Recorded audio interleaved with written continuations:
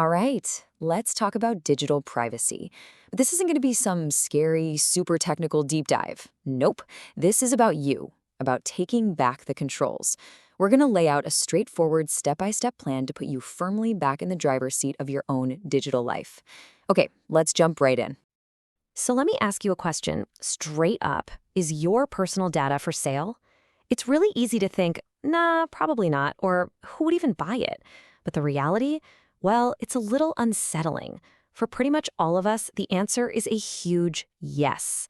And it's being bought and sold every single day in a marketplace that we can't even see. You've heard this one before, I'm sure, because it is the fundamental rule of the internet today. Think about it, all those amazing free services we use every day, they've got to make money somehow, right?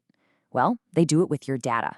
Your clicks, your habits, your information, that's the price of admission. You're not the customer, you're the product being sold. So look at this number, 120 plus. What does that even mean? It's not just a random stat. That's how many data broker sites, these shadowy companies you've never even heard of, a single privacy service can find your personal info on and then wipe it out. We're talking about a massive, hidden marketplace that runs on trading your details. Okay, so it sounds a bit grim, right?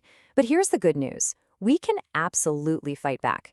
And it all starts with one simple, powerful idea, the zero-knowledge rule. This is your foundation. Think of it as your new non-negotiable standard for any app or service you trust with your life online. Zero knowledge. What the heck is that? Okay, think of it like this. You have a safe deposit box at a bank. The bank has this giant, secure vault, right? But they don't have the key to your box. Only you do. They have literally zero knowledge of what's inside. That's exactly how this works online. The company builds the secure system, but they can't peek at your stuff. Only you hold the key. And this right here, this shows you the two completely different worlds out there. On one hand, you've got companies like Unroll.me who literally got caught and fined for selling their users' data, the total opposite of what they promised. But then, on the other hand, you have services like Clean Email, where their entire reason for being is to protect your data. They never sell it. That's the choice we get to make. All right, so we've got our rule of thumb, zero knowledge or bust. Now for the fun part, let's start building. We're going to assemble your personal digital fortress, your essential toolkit for taking back control. First thing every fortress needs, a strong front gate. And that, my friends, is your password manager. We're going to talk about Bitwarden. Why? Well, for one, it's open source. That means its code is public for anyone to inspect for security. Of course, it uses that zero-knowledge encryption we just talked about, and it has this awesome feature called Watchtower that's like a guard on the wall, constantly checking if your passwords are weak or if they've been leaked in a data breach. Just read this quote. No human can access your emails. That's powerful, right? And that's the core promise of our next tool, Clean Email. I mean, if you're going to let a service organize your inbox, you better be darn sure they aren't reading your private conversations. For them, this isn't just a marketing line, it's their entire philosophy. And you know, they're not just saying it, they can prove it. They've got the receipts, so to speak. Clean Email has passed Google's privacy audits, which are notoriously tough, by the way, every single year since 2019, all the way through the most recent one for 2025. That's not a one-off thing. That is a consistent, verified track record of trust. Okay, next up, shielding your actual identity with a service like Cloaked. This thing is like a complete defense system. It gives you virtual, disposable phone numbers and emails to use online, so you're not handing out your real contact info.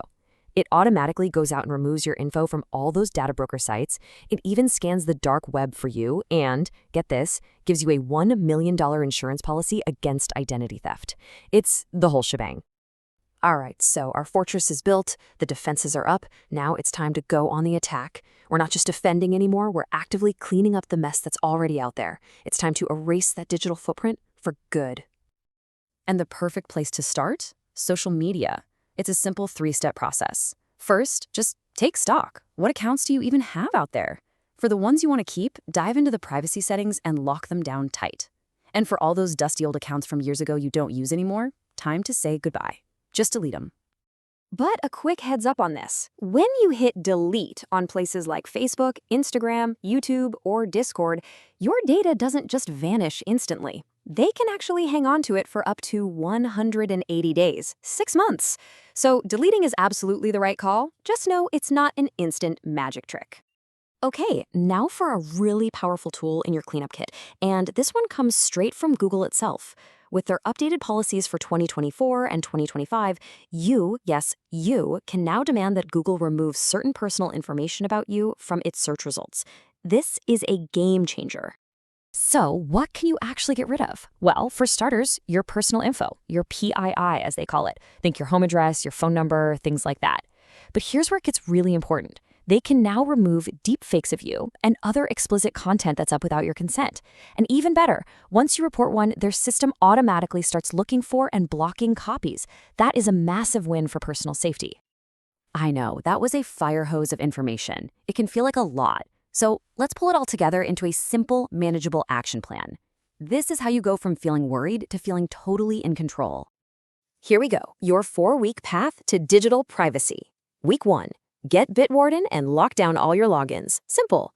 Week 2, tame that crazy inbox with clean email. Week 3, time for that social media cleanup. And Week 4, start wiping your public data using Cloaked and those new Google tools. See? One thing a week. Totally doable. It's not about climbing a mountain, it's just about taking a few steps. And that's really the key takeaway from all of this. This isn't a one-and-done project. It's not about one frantic weekend of deleting stuff.